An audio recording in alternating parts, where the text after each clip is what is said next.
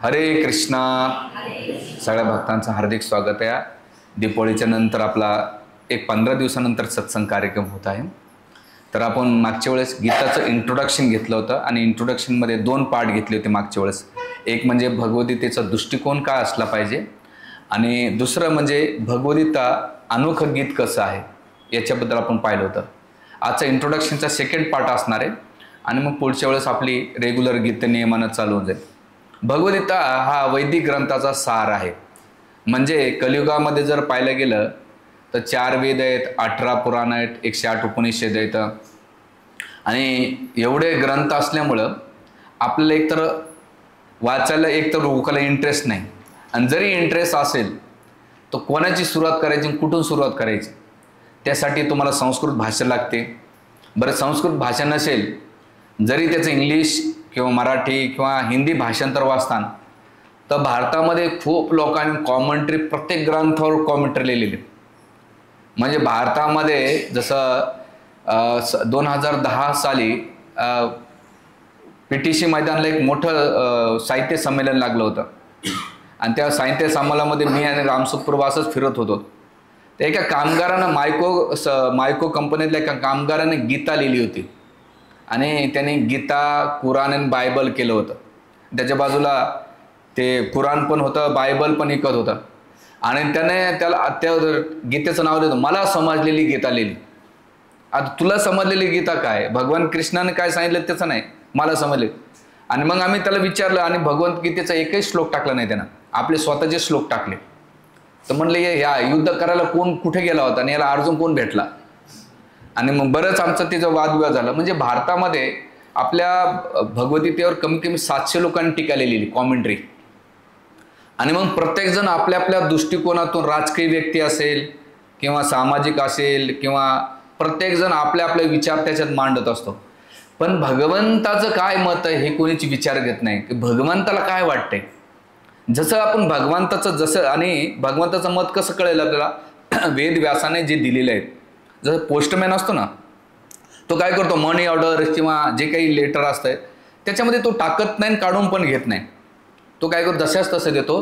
तसंच प्रामाणिक जे आचार्य असतात ते काय करतात, त्या ग्रंथाला जास्त साधकांच्या किंवा जे लोक आहेत त्यांच्या जीवनामध्ये ते परिवर्तित करतात.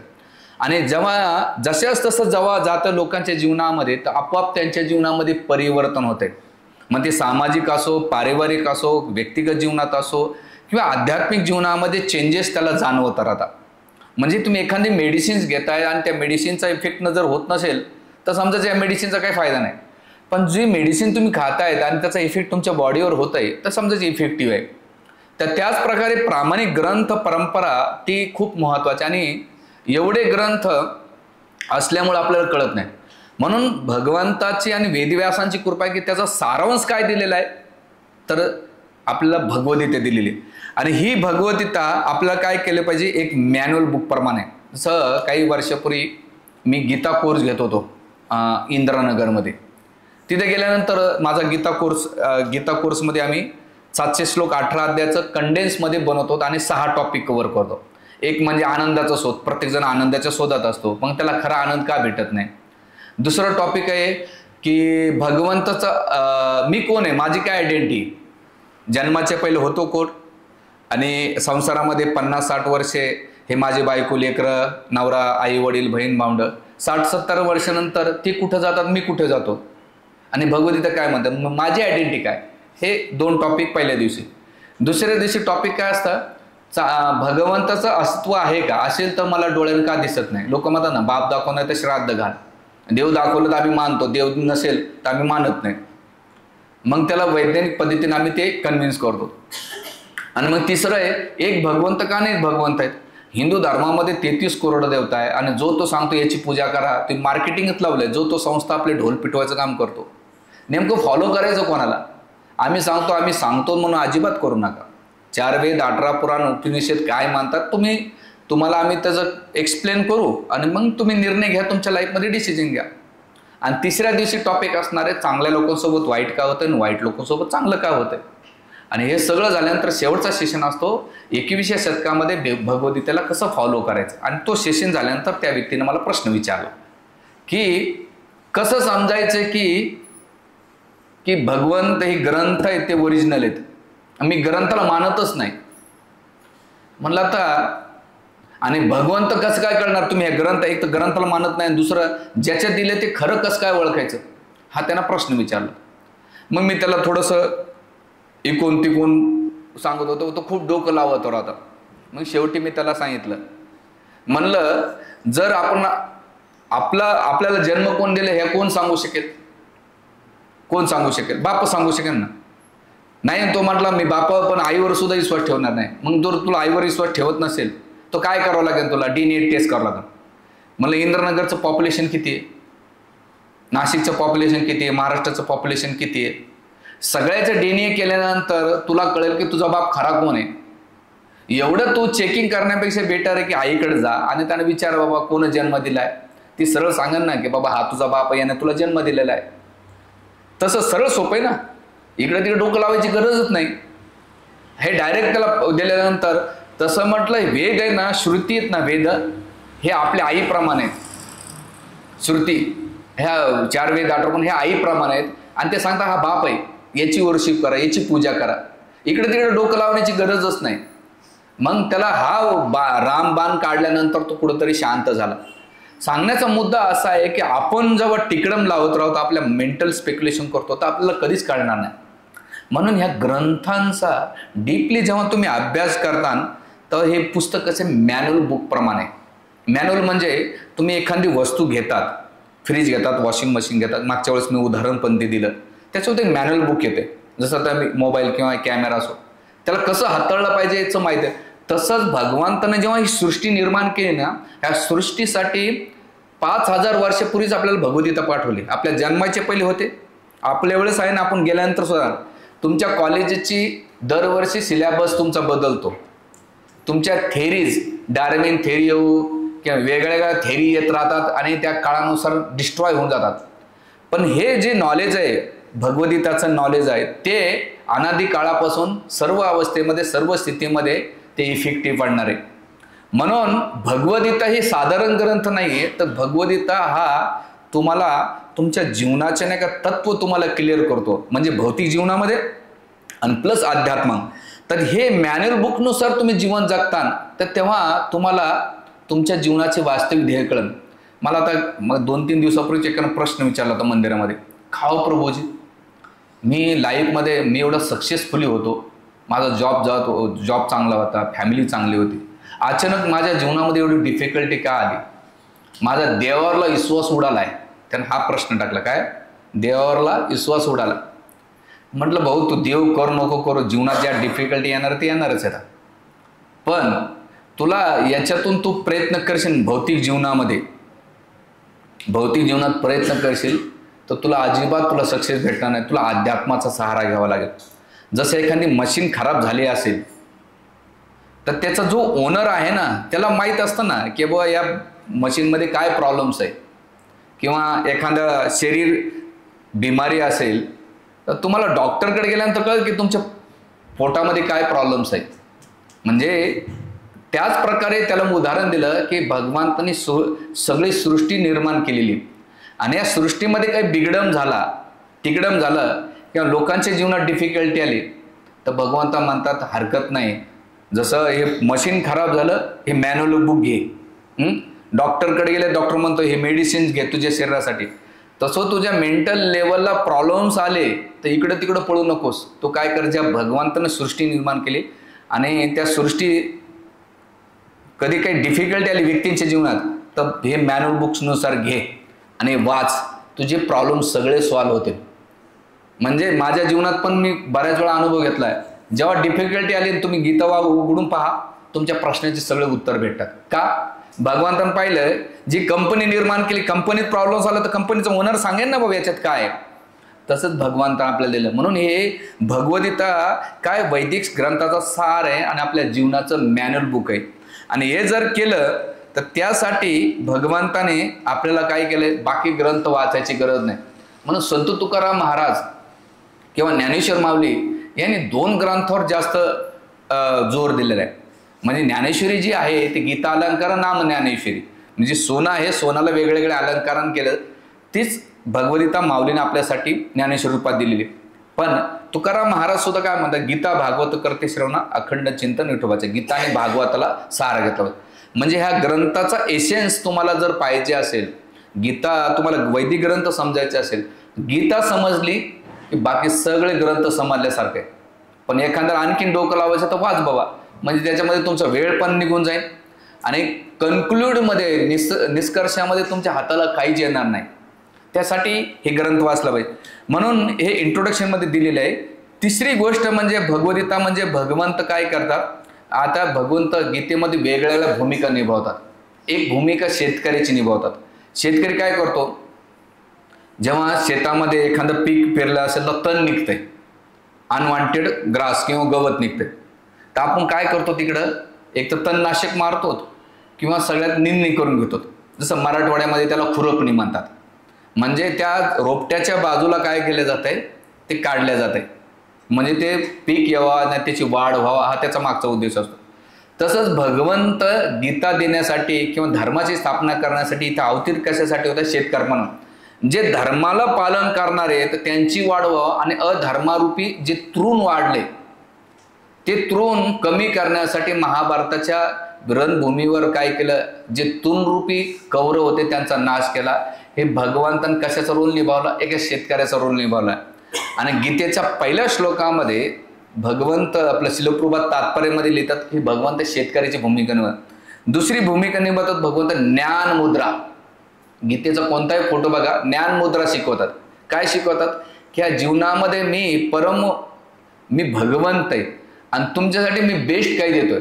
जेव्हा तुम्ही गीता वाचतात ना आणि गीतेचा फ्रंट पिक्चर पाहिलं ना रथ हाकताना, तर तुम्हाला खूप शिक्षा भेटतात.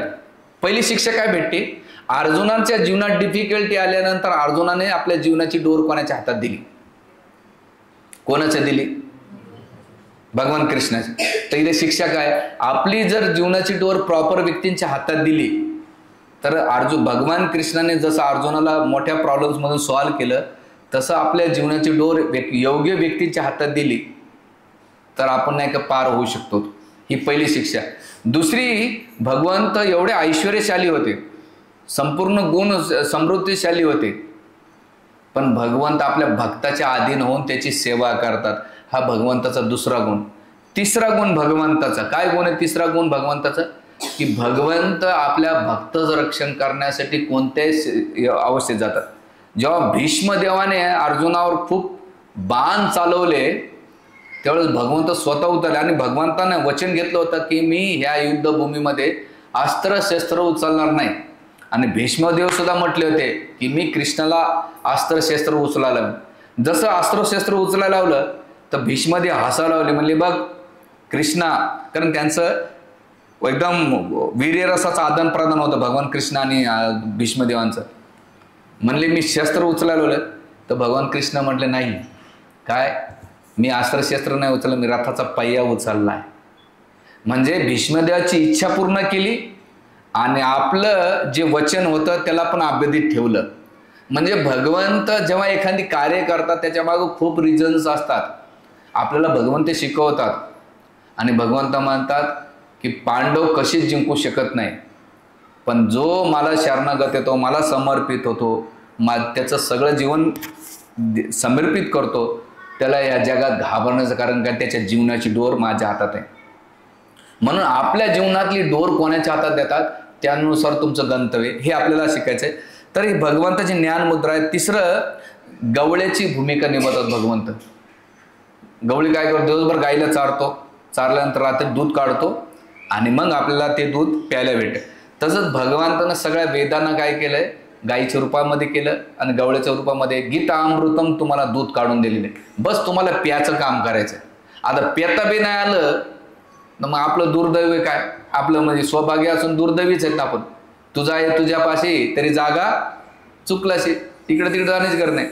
म्हणून ही गीता अमृत आहे. आणि तिसरं म्हणजे सगळ्यात महत्त्वाचं, भगवंत रसोई करतात, कुकिंग करतायत. जसे एखादी लेडीज पूर्ण प्रिपरेशन करते आणि प्रिपरेशन करून ती कुकिंग करते आणि एखाद्या बाईनं एवढी कुकिंग केली, नवरा म्हटलं काय तुला कुकिंगच नाही आली, तर किती संताप होत असेल माताजींचा. हां, त्यावेळेस ॲप्रिशिएट करायचं. जसं माझ्याकडे एक कपल होतं, नेहमी भांडण करायचं. त्या माताजीला कुकिंग येत नसायची, MBA झालेली होती, मन बुद्धी अहंकार. तिचं MBAचं नाव दिलं आम्ही, मन बुद्धी अहंकार. नेहमी मनात राहायची, माझंच असं माझं तसं प्रभूजी, बुद्धी लावायची आणि अहंकाराचं की माझं माहेरचं कसं. म्हणून तिने MBA डिग्री घेतली, तर मी डिग्रीचं नावच बदलून टाकलं MBA. मन बुद्धी अहंकार. ती यायची, भांडण करायचे, गेले की माझं आठवड्यातले 2 तास तर जायचे त्यांच्या भांडणामध्ये. असो, त्याच्यात नाही पडायचं आपला विषय. काय तर त्या लेडीजला कुकिंग येत नसेल तर म्हटलं, अरे बाई तुला संसार टिकवायचा ना. हो प्रभूजी. म्हणलं तू मला काय मानते? म्हणजे गुरु मानतो आणि भाऊ पण मानते. म्हणलं काही मान, चल. मग एक घोलप माताजी म्हणून, तिला म्हटलं माझी बहीण पाठवतो. प्रभूजी तुमची बहीण? म्हणलं लय भरपूर बहीण येतात, सारा गाव मामाचा आहे आपला. तू शिकव, लेडीजला काहीतरी कुकिंग शिकव बाई, तिचा संसार टिकवायची गरज आहे. मग कुकिंग शिकले. नवऱ्याला म्हटलं एकच करायचं भाऊ, हिनं काही बोलवलं तर म्हणायचं काय छान केलं तू, बस काहीच तू बडबड केली तर बँडच वाजला तुझा. असं करून 2 महिने शिकली बाई बिचारी भाज्या गिज्या. म्हणलं माताची कुकिंग झाली की पहिली मी जेवायचो, अजून गेलो नाही तिच्या जेवायला. तर कारण पहिला ट्राय आपल्या होतं, तर म्हणलं आता कसं बनवून त्याच्यापेक्षा आश्वासन द्यायचं काम करायचं. गेल्यानंतर त्याच्यात शिकली, 2-3 भाज्या शिकली, तिला आल्या पोहे आणि तिला चहा कॉफी बनवायचं. मग आता नंतर हळूहळू शिकायला आता चांगली झाली. तर मग एक दिवस बनल्यानंतर तुला मीठ नाही. म्हणलं अरे याड्या, तुला चुका जरी सांगायची असेल ना तर एक चांगली आयडिया देतो, ब्रह्मचारी असून सांगतो. एखाद्या बायकोनं एवढं तुझ्या जी चांगली भाजी बनवली, प्लॅनिंग केली, आणि तू जर चुका काढल्या आणि एकाचं कुळं काढलं तर भांडणच होणार आहे. त्याच्यामध्ये घास तोडायचा, अगं तू एवढं छान केलं, ही घास खाणं, असं भरवायचा. अय्या याच्यात मीठच कमी, मग घाल. सोपं आहे ना, एक साधा फॉर्म्युला काय सोपा आहे. अजून त्याच्यात बरेच सूत्र सांगितले, आता मी ते सांगत नाही, तुम्हाला त्याच्यात जास्त इंटरेस्ट येतोय. तर त्याच्यामध्ये काय झालं, म्हणजे ती लेडीज जेव्हा प्रिपरेशन करून तुम्हाला जेव्हा वाढते, म्हणजे याचा अर्थ तिची किती मेहनत आहे. सब्जी तिनं आणली मार्केटमधून, स्वच्छ धुतली, कटिंग केली, कुकिंग केली, पीठ मळलं, पोळ्या बनवल्या, गरम गरम पोळ्या वाढल्या. तर ती लेडीज ॲप्रिशिएट करण्यासारखीच आहे. माताजी ती आहे, पण काही जणांना लय सव असते नाव बोट ठेवायचे. अण्णाला कधीच नाव बोट ठेवायचं नाही, कधीच नाही. जो अण्णाला नाव बोट ठेवतो तो भविष्यामध्ये तो शास्त्राला वेगळं म्हणतं, त्याला सांगत त्याच्यात काही का असं ना. प्रेमानं 2 मार्ग असतात, ह्या मार्गाला किंवा त्या मार्गानं, असो त्याच्यात नाही जायचं मला. तर इथे जशी ती सगळं प्रिपरेशन करून आपल्याला कुकिंग देतं, तसं भगवंतानं आपल्याला प्रिपरेशन करून हा ग्रंथ दिलेला आहे. बस याला आपल्याला काय करायचं, सेवन करायचं. आणि एवढं जर सेवन आपण जर केलं तर निश्चित आपण काय होईल, हे गीतामृत काय होईल, सार घेऊन जेव्हा तुम्ही याला पिताना, कसं पितान तुम्ही, आता हे पिण्यासारखे का, कानाच्या माध्यमातून. जेवढं तुम्ही बघा, पिक्चरचे गाणे ऐकायला बरं वाटते आपल्याला, किंवा गलीत कोणी काय चाललं खुसूर खुसूर ते ऐकायला इंटरेस्ट वाटतंय, पॉलिटिक्स बद्दल ऐकायला. ह्या जगामध्ये एवढे गोष्टी बोलण्यासारख्या आणि ऐकण्यासारख्या आहेत, त्याच्यातून घेऊन तुम्ही मनामध्ये कल्मशच घेतात. पण जेव्हा तुम्ही गीता ऐकतात ना, तर तुम्हाला गीतेतला अनुभव, आनंद तुम्ही कधी विचार करत नाही, एवढी त्याचा आनंद आहे. पण आपलं काय झालंय, वरचीवर आपण मधाची बाटली ना, मध आतमध्ये बाहेरून चाटण्याचा प्रयत्न करतो. लय चाटल्यानंतर आपल्याला वाटतं काही मजा नाही, द्या सोडून या गीतेमध्ये. तसे लोक येतात वरचीवर बघतात, हां चांगलं थोडंसं बरं वाटलं की नाही, मग जाऊ दे भाऊ, बोट टाक, मध घे नाही, जिवे टाक, तुला एकदम स्वादिष्ट. तसं जेव्हा तुम्ही डीपमध्ये जातात ना गीतेच्या, जसं जसं डीपमध्ये जातात ना, काही एवढं तुम्ही वेडे होऊन जातात. पण त्याला एक प्रामाणिक गुरुच्या माध्यमातून शिकले पाहिजे, हा महत्त्वाचा मुद्दा. तर हे सारांश दिलेला आहे. दुसरा मुद्दा म्हणजे गीता काय आहे, तर भगवंताच्या मुखातून गायलेलं गीत आहे. एका पित्याचं हृदय विदरण आहे. जसं पहिल्या काळामध्ये एखादं गीत गायचंय, गमभरे गाणे असायचे. त्या गाण्यामधून त्या हिरोच्या भावना, त्या हिरोईनच्या भावना असायच्या, किंवा एखाद्या व्यक्तीला बोलणं, त्या भावनेतून तो काय करायचा, आकर्षित करायचा. तसं भगवंताने गीत गायलंय, भगवंता विदरण आहे. काय आहे की भगवंतापासून जीवात्मा गेलेला आहे, सोडून त्यांना. भगवंत गीतेमध्ये म्हणतात, मम मानसे जीवलोके जीवभूत सनातना मन षष्ठानेंद्रियाने परकृष्ठाने कर्षित. या संसारात तो करसला जातोय. आणि दुःख भोगतोय, पण तो माझ्या गाण्याकडून भगवद्गीता माझ्या मुखातून गायलेलं गीत जेव्हा ऐकेल आणि त्या गीताला ऐकून माझ्याकडे जेव्हा येईन ना, जसं एखादा बाळ आपल्या बापाच्या आवाजानं किंवा आईच्या पुकारण्यातून नाही का येईन ना, तेव्हा नाही का त्या आईला आणि त्या बाळाला आनंद होईल. त्याच प्रकारे भगवंत म्हणतात हे जेव्हा गीत कोणी ऐकेन ना आणि माझ्याकडे येईन ना, तो सगळ्यात जास्त आनंदी होईल. बघा माशी असते ना, माशी, तुम्ही म्हटले नाही आज माशीला आपण काय करू, समुद्रातून काढू आणि काय करू, दुधात टाकू, तिला दुधात ठेवायचं, कोणत्या गाईच्या किंवा म्हशीच्या दुधामध्ये, ठीक आहे. तिला भारी सिगरेट प्यायला देऊ, भारी बियर देऊ, खायला पिझ्झा बर्गर देऊ, एकदम नोटाचे बंडल देऊ किंवा तिला AC फॅन लावू, ती आनंदी राहील का हो? कुठं आनंदी राहील ती? जल मछली जल की राणी है, जीवन उसका पाणी आहे. तुम्ही म्हटले नाही माझं मासली हो एवढं प्रेम आहे, मला पाण्यात ठेवायचंच नाही, ते कुठं ठेवायचं आहे? ती राहील का? तिचा वास्तविक स्वभाव कुठे आहे? पाण्यामध्ये. पाण्यात जसं जाईल ना तसे ती आनंदी होईल. त्याच प्रकारे आपण मासलीप्रमाणे आपण या भौतिक संसारामध्ये, गाडीमध्ये, घरामध्ये, बंगल्यामध्ये, पैशामध्ये, सोन्या नाण्यामध्ये वस्तू काय करतो, आनंद घेतोय. काय करतो? आनंद घेतोय. पण आपल्या जीवनात आनंद कमी आणि दुःख जास्त आहे. एवढे मला माहीत नाही भगोरमध्ये नसेल कदाचित, पण कोणाचे फॅमिली प्रॉब्लेम्स, कोणाचे फिजिकली, कोणाला मेंटली, सगळे. पण जेव्हा तुम्ही ती माशी पाण्यात जेव्हा जाते तेव्हा माशी आनंदी होते. तसं जीवात्मा गीतारूपी सागरामध्ये, गीतामृतामध्ये जेव्हा प्रवेश करतो आणि भगवंताकडे जातो तेव्हा तो आनंदी होतो. जशी माशी पाण्यात गेली, जीवात्मा पाण्यात गेल्यानंतर. म्हणून भगवंत पांडुरंग मासळी का घालतात, कानामध्ये का घालतात माहिती आहे तुम्हाला?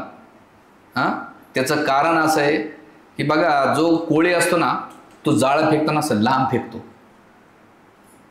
जे कोळ्याच्या पायाजवळ राहतात मासे ते वाचतात, पण कोळ्यापासून दूर जातात ना ते जाळ्यामध्ये अटकतात. तसं जो भगवंताच्या जवळ राहतो तो वाचतो, पण जो भगवंतापासून दूर जातो तो त्या जाळ्यात अडवून. जाळं कोणतं आहे? जन्म, मृत्यू, जरा, व्याधी, संसारातले दुःख. त्या माझ्या जाळ्यामध्ये एकदा अटकलं की सुख कमी, दुःखच असते. पण त्या माशाने एकच करायचंय, त्या कोळ्याच्या पायाजवळ फिरायचं आजूबाजूला. आणि आपला कोळी कोण आहे? पांडुरंग आहे. म्हणून भगवंत पांडुरंग. बा माशाचा आणखीन दुर्गुण असा आहे, जे मासे खाणारे लोक असतात तिथे घाण वास येतो. बऱ्याच वेळा आमच्या त्या भावानगर असे नाकल रुमाल लावतो तरी घेऊन जातात लोक. तर ती माशावाली बाई काय करते, धूप लावते. इथून मी गेलो नाही आता मार्केटमधून, आता उठवली वाटतं, तिथं दोन्ही साईडला धूप लावतात. का? लोकांच्या वासामुळे यावं. किती जरी घाण वास असला तरी लोक खाणारे सोडत नाही. तसं भगवंत माता मासोळ्यामध्ये किती जरी दुर्गंध आले तरी मी त्याला धारण करतो. तसंच माझ्या भक्तामध्ये किती जरी दुर्गंध असेल, त्याच्या स्वभावामध्ये, व्यवहारामध्ये, त्याच्या कार्यामध्ये, त्याच्यामध्ये भक्तीमध्ये सुद्धा कल्मश असेल तरी मी त्याला सोडत नाही. जसं म्हणून भगवंत मासा धारण करतात. हे भगवंताची करुणा, ही दया आहे. तर यासाठी सांगायचा मुद्दा आहे की आपण पण एकच आहे, ती माशी पाण्यावर राहू शकत नाही, तसं जीवात्मा भगवंताशिवाय राहू शकत नाही. अशा भगवंताला काय करतात? धारण करतात. म्हणून मासोळीचं दिले. तर इथे हे पित्ताचं विदरण आहे. भगवंताला एकच इच्छा आहे की ह्या जीवात्म्याने माझ्या भगवत धामात आलं पाहिजे. आणि जेव्हा भगवत धामात येईल ना तर त्याचा पासपोर्ट आणि विजा काय करतात? भगवंत पाठवून देतात. कोणता पासपोर्ट आणि विजा?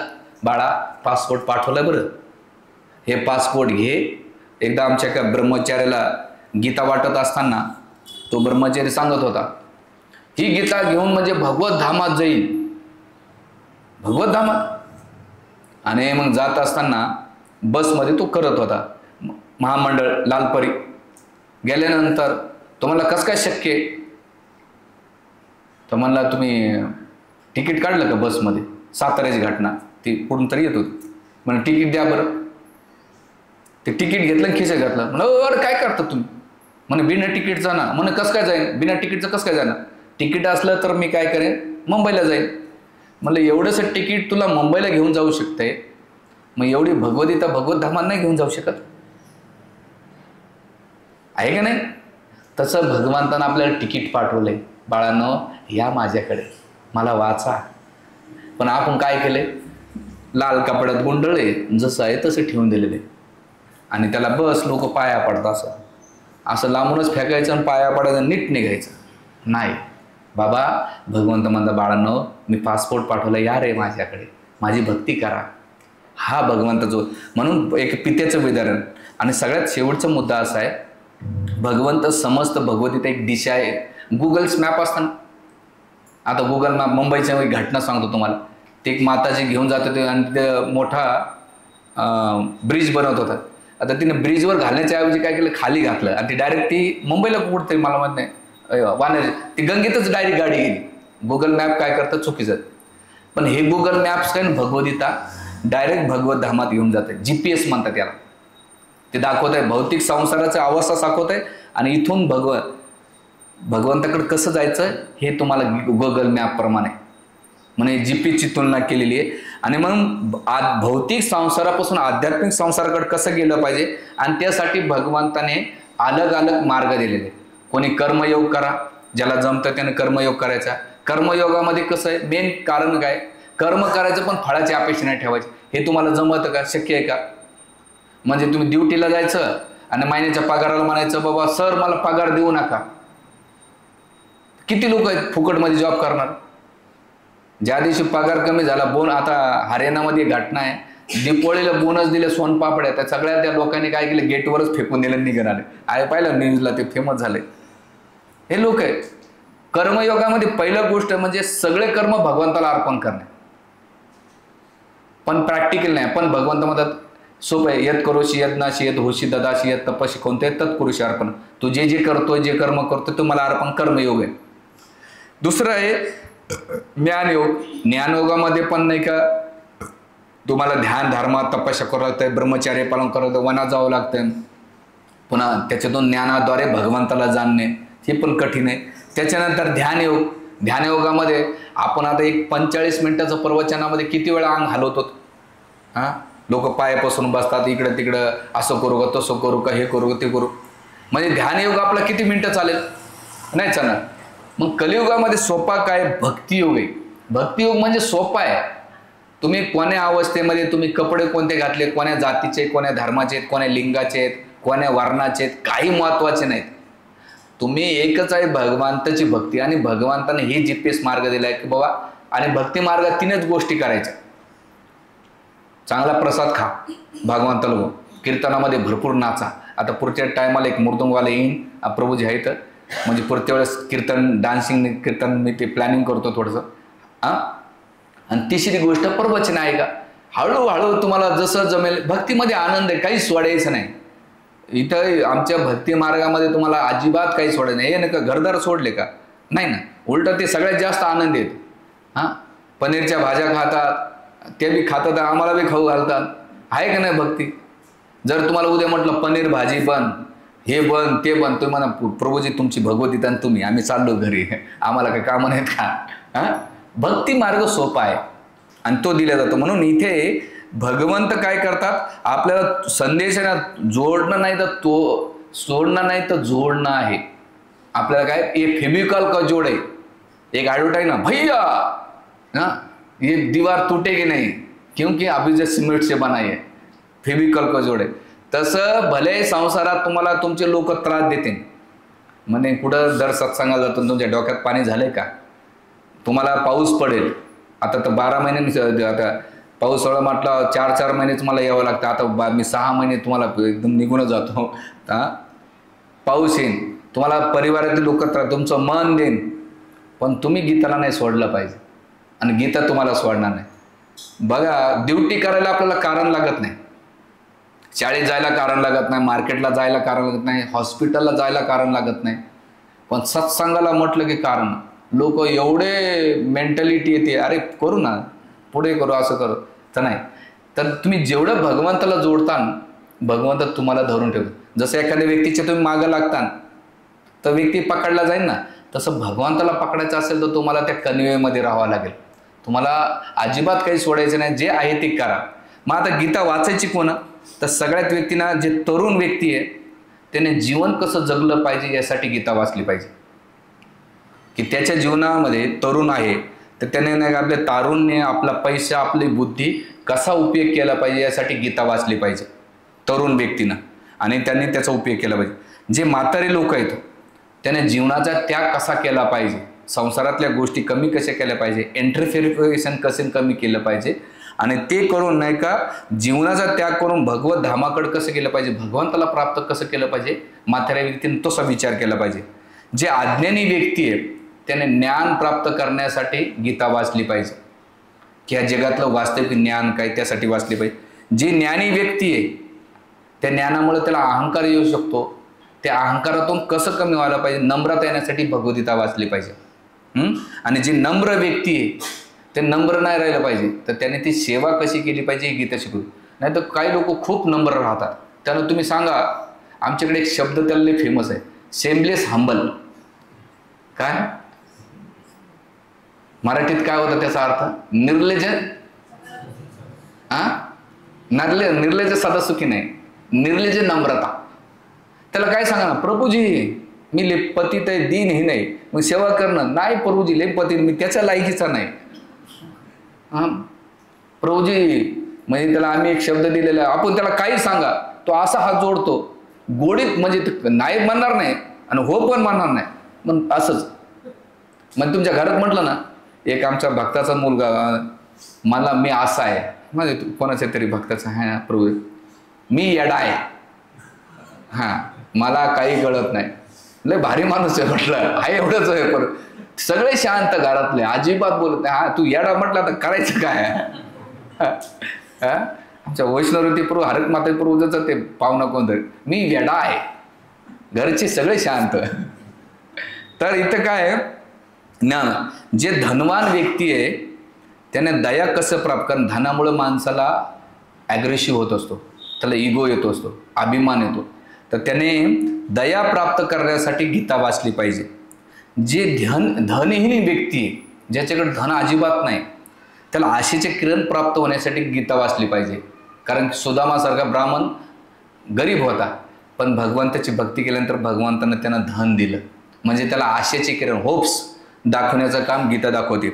जे बलशाली व्यक्ती आहे त्यांच्याकडे शारीरिक बळ, पदाचं बळ आहे, पैशाचं बळ आहे, अशा व्यक्तीला दिशा कशी असली पाहिजे याचं वर्णन गीतेमध्ये दिले. जर त्याला दिशा नाही दाखवली तर त्याची दशा खराब होऊन जाते. जसं तुम्ही गाडी चालवतात ना, बरेच जण चालवतात ना, टू व्हीलर फोर व्हीलर, तुम्ही रस्त्याला लागताना स्पीड महत्वाची का गंतव्य महत्वाचं? किती लोकांना वाटतं गंतव्य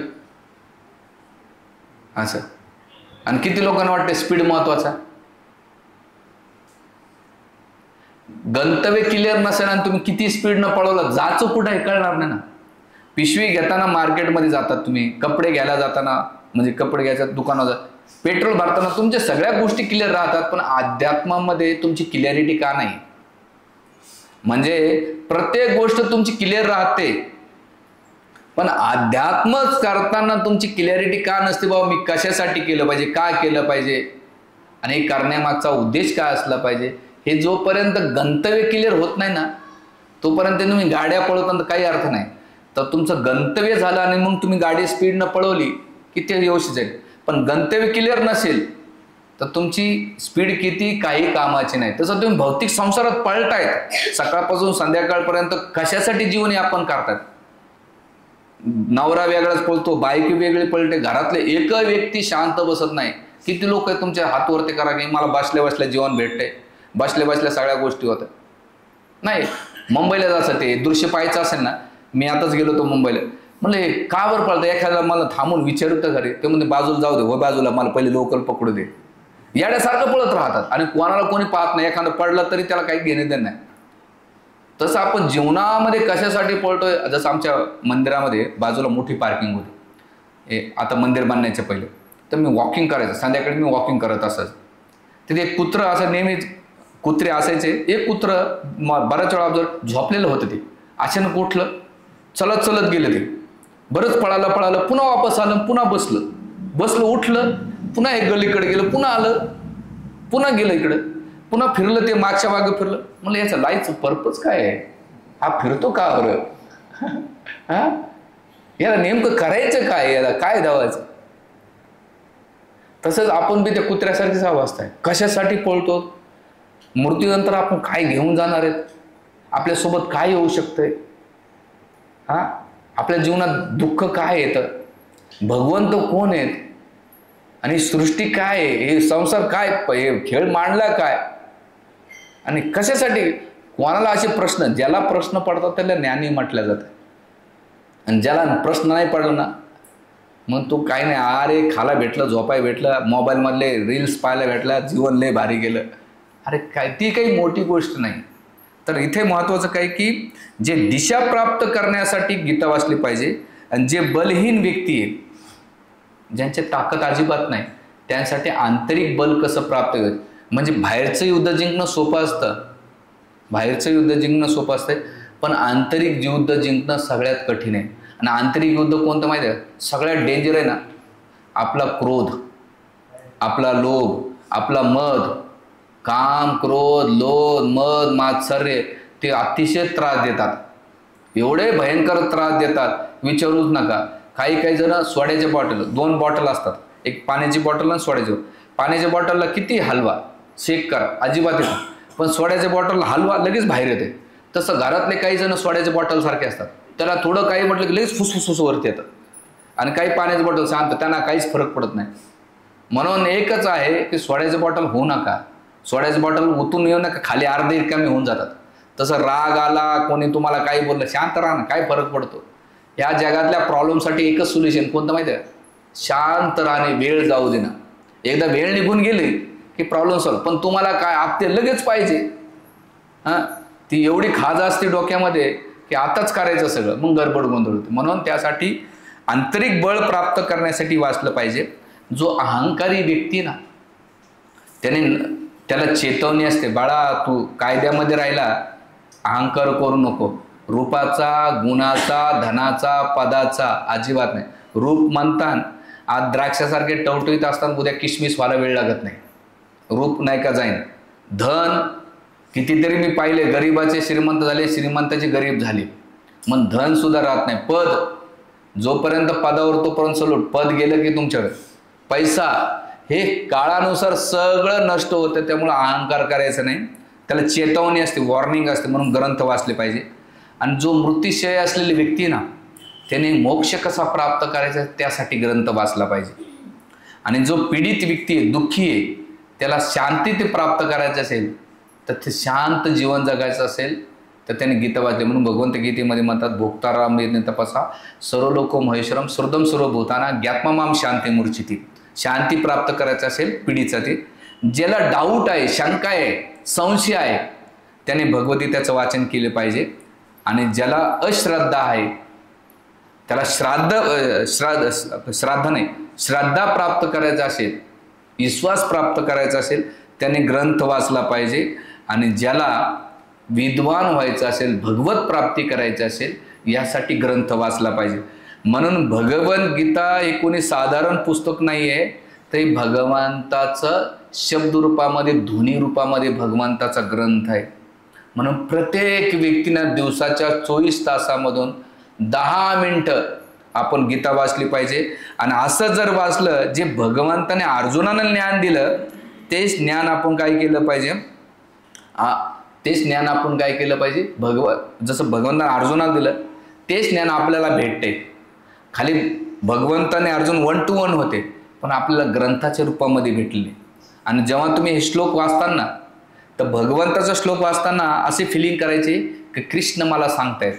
आणि जेव्हा अर्जुन श्लोक वाचतो तर अर्जुन मला बोलतोय. जसं एखाद्या लव्ह लेटर पाठवलं, SMS केला, तर तुम्हाला 1 to 1 त्याचं नाही का कम्युनिकेशन होतंय ना, तसंच भगवत गीता वाचताना तुम्हाला 1 to 1 कम्युनिकेशन झालं पाहिजे भगवंताचे.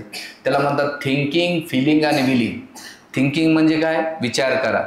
फिलिंग म्हणजे अनुभव करा. आणि विलिंग काय करा, व्यक्त करा. हे केलं तर हळूहळू तुम्हाला त्याचा फायदा होईल. आणि सगळ्यात महत्त्वाचं, आता काही लोक म्हणतात प्रभूजी आम्हाला आठवण राहत नाही, हरकत नाही, पुढे पाठ मागे सपाट. किती लोकांना 1 महिन्यापूर्वी, आज किती तारीख आहे, 1 तारीख, मागच्या 1 तारखेला तुम्ही काय जेवले लक्षात आहे तुमच्या?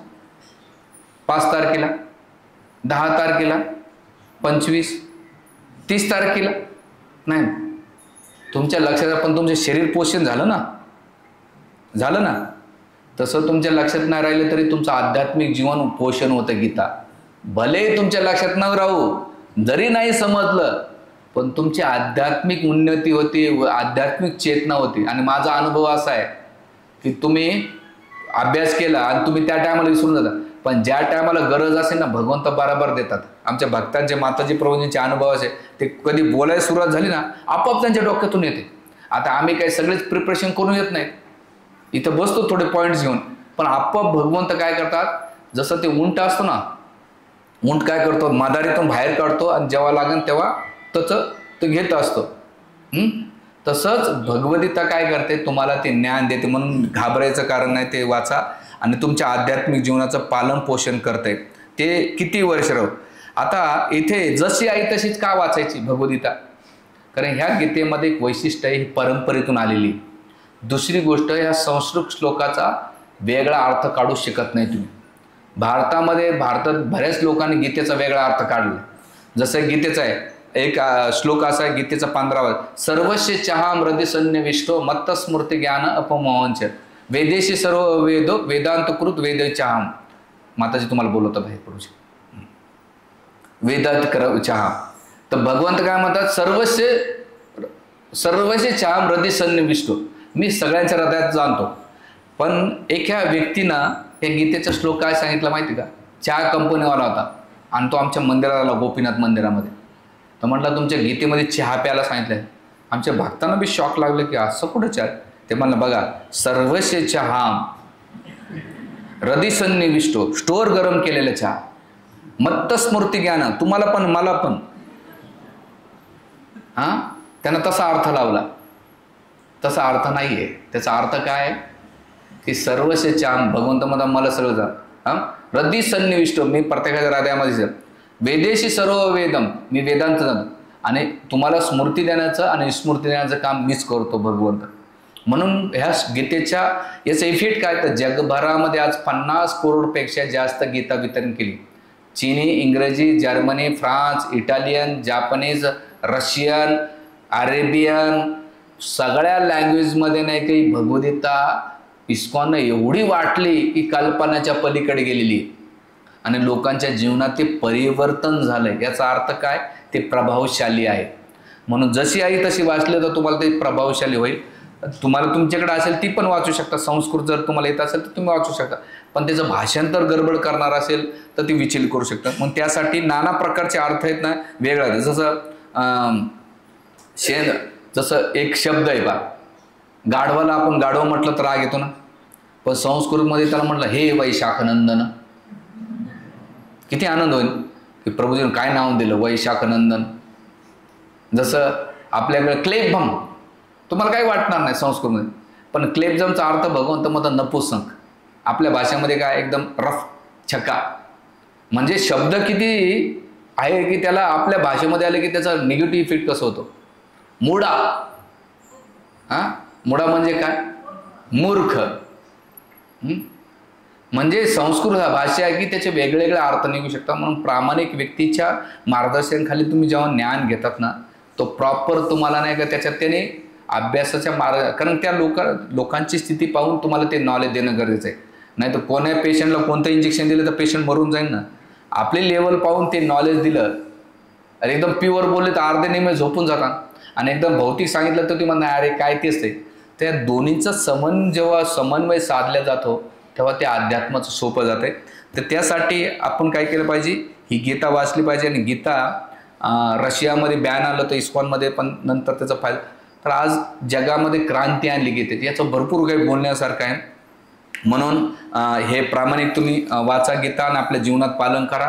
पुढच्या वेळेस आपण काय करू, गीतेचा पहिला अध्याय, पूर्ण अध्याय ते सारांशमध्ये बघू. एक म्हणजे 18 प्रवचनामध्ये 18 अध्याय कंप्लीट करू. म्हणजे ब्रीफिंगमध्ये तुम्हाला लक्षात येईल की पहिल्या अध्यायामध्ये जेव्हा मी डिटेल्समध्ये तुम्हाला जेव्हा गीता शिकवेल ना, तर तुम्हाला असं बोर नाही होणार की अरे बाबा हे काहीच पल्ले पडत. मग तुम्हाला सिक्वेन्स लक्षात आली, आणि त्या सिक्वेन्ससाठी तुम्ही काय करायचं, गीता घेऊन यायचे आणि जमल्यात नोट्स काढायच्या.